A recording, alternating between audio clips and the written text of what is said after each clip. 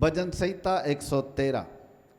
यदि आप एक पद से लेकर लगातार 7 पद तक इसको पढ़ेंगे तो 8 पद तक पढ़ेंगे तो लगातार यहाँ परमेश्वर हमसे, भजन संहिता का लेखक हमसे परमेश्वर की स्तुति के बारे में कहता है।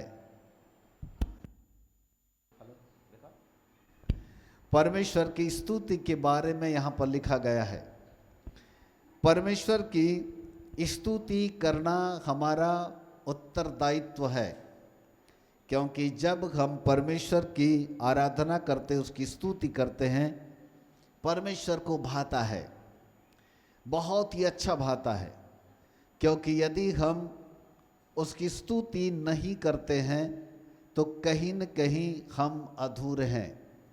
भजन संहिता 113 अध्याय हमें पूर्ण रूप से उसकी स्तुति करने के विषय में हमें आगाह करता है। यदि हम उसका दूसरा पद को पढ़ते हैं तो बाइबल वहाँ पर ऐसा कहती है, कोई जोर से पढ़ देगा? हाँ,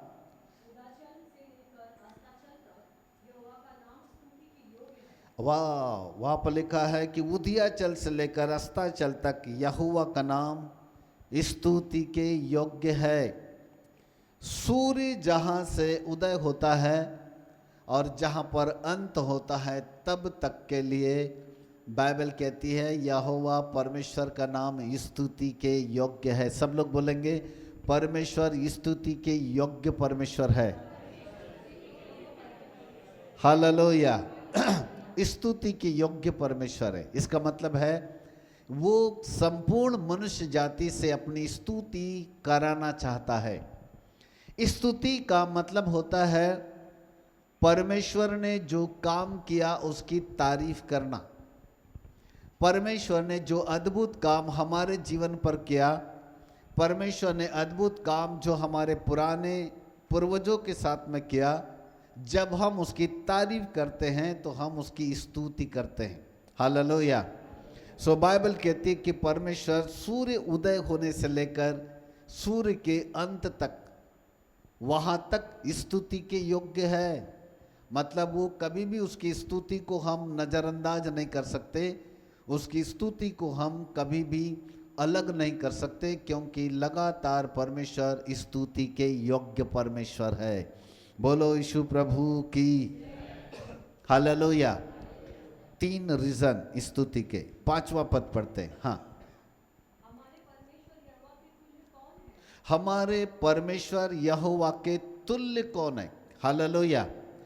परमेश्वर उदयाचल से लेकर अस्ताचल तक स्तुति की योग्य इसलिए है क्योंकि हमारे परमेश्वर के तुल्य कोई नहीं है। हमारे परमेश्वर के तुल्य यानी उसकी कोई बराबरी नहीं कर सकता। उसकी तुल्यता किसी के साथ करना, उसकी समानता किसी और के साथ करना, उसकी बराबरी किसी और के साथ करना मनुष्य की मूर्खता है। क्योंकि परमेश्वर को किसी और देवी और देवता या किसी मनुष्य के साथ हम तुलना नहीं कर सकते। धरती के ऊपर जितने भी पैदा हुए वे एक महापुरुष के रूप में माने गए और उनका नाम केवल उन्होंने जो काम किया उसके आधार पर आए। वो एक महापुरुष है। लेकिन परमेश्वर परमेश्वर है। कोई व्यक्ति परमेश्वर की समानता में नहीं आ सकता। लूसीफर ने कोशिश किया था कि मैं परमेश्वर के तुल्य हो जाऊंगा, और वह मन में सोचता था कि मैं अपना सिंहासन परमेश्वर के सिंहासन के ऊपर लगाऊंगा और मैं परमेश्वर के तुल्य हो जाऊंगा, बराबर हो जाऊंगा, मेरा लेवल खुदा के लेवल के बराबर हो जाएगा।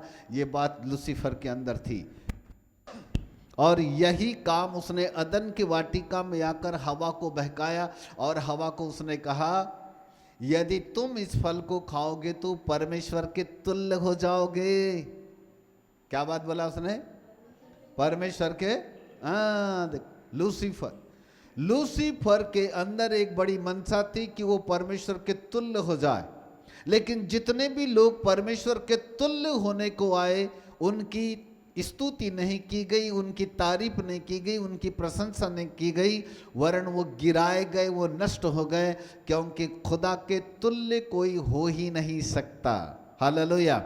लूसीफर ने उस तुल्यता तक आने की कोशिश किया, बाइबल कहती है स्वर्ग से नीचे गिरा दिया गया, स्वर्ग से नीचे गिरा दिया गया, स्वर्ग में उसके लिए कोई जगह नहीं रही। तुल्यता नहीं करना। एक बात और आपको बता दूं, किसी मनुष्य के साथ भी अपनी बराबरी नहीं करना। हर मनुष्य को परमेश्वर ने अलग अलग दर्जे का बनाया है। मैं हूं, आप हो, हम हैं। हर मनुष्य अपनी दृष्टिकोण में अपने अपने लेवल पर है। जो बुद्धि आपके पास है, हो सकता है वो बुद्धि मेरे पास ना हो, जो बुद्धि मेरे पास है हो सकता है वो आपके पास ना हो, जो हुनर आपके पास है हो सकता है वो मेरे पास ना हो, और जो हुनर मेरे पास है हो सकता है वो आपके पास ना हो।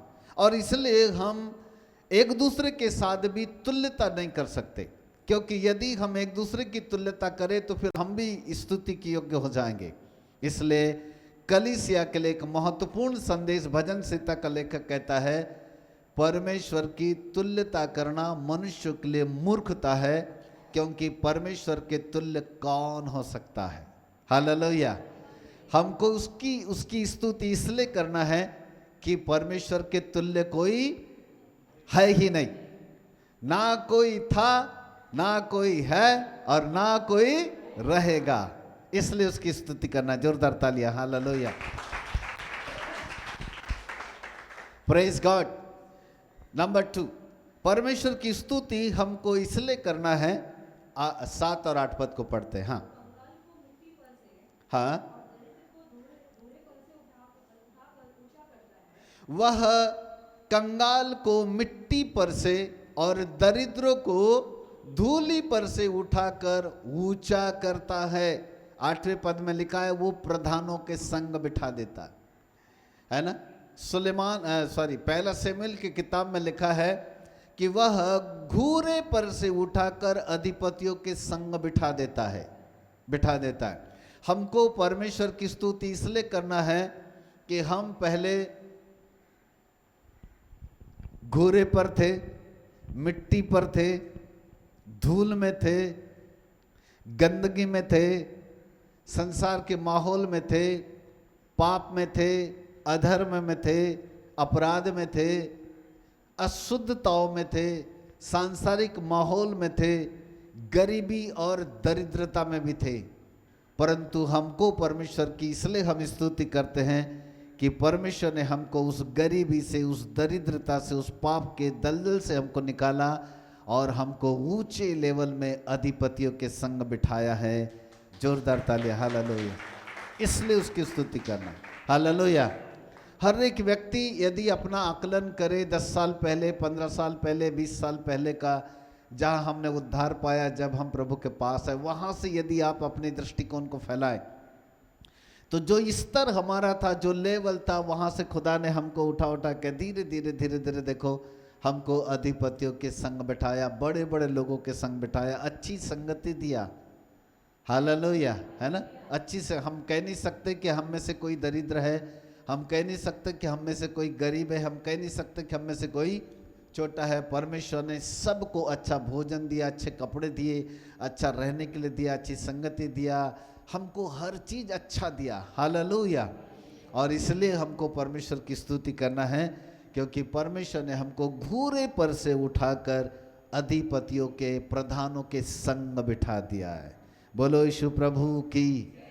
और तीसरी और महत्वपूर्ण बात, परमेश्वर की स्तुति हमको क्यों करना है, उसका तीसरा रहस्य 9वें पद में 9 है 8 लास्ट वाला 9 पद को पढ़ते हैं। हाँ, वह बांझ को घर में लड़कों की आनंद करने वाली माता बना देता है। बांझ को जो बच्चे नहीं दे सकती, बांझ को वह बच्चों को जन्म देने वाली माता बना देता है। हालेलुया। माता बना देता है। बांझ कभी माता नहीं होती, परंतु परमेश्वर बांझ को माता बना देता है। सारा के विषय में लिखा है, आप सब उसकी कहानी जानते हो कि उसका सब कुछ खत्म हो गया था, उसका मासिक धर्म खत्म हो गया था। वैज्ञानिक कभी नहीं कह सकते थे कि ऐसी एक बूढ़ी औरत को जिसका सब कुछ खत्म हो जाए वो भी एक बच्चे को जन्म दे सकती है।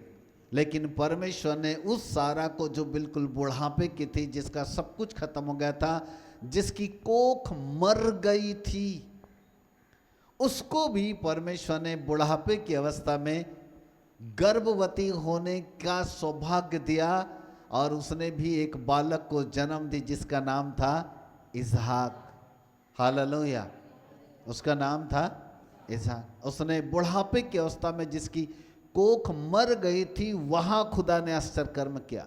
वह बांझ को बच्चों की एक माता बना देता। इसका सबसे अच्छा मीनिंग है कि परमेश्वर नामुमकिन को मुमकिन और असंभव को संभव कर देता है। हालेलुया।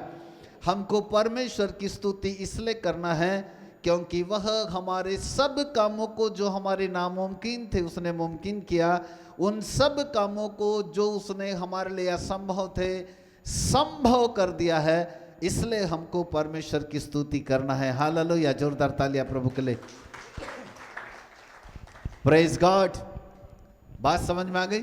सो 3 कारणों से हमको परमेश्वर की स्तुति करना है। नंबर 1 कि परमेश्वर के तुल्य कोई नहीं है, इसलिए खुदा खुदा है, उसकी स्तुति करना है। नंबर 2 वह हमको घूरे पर से उठाकर अधिपत्यों के संग बिठाया है। और नंबर 3 उसने हमारे नामुमकिन को मुमकिन, असंभव को संभव कर दिया है, इसलिए खुदा की स्तुति करना है। जोरदार तालियां। Praise God. Hallelujah. Glory to Jesus.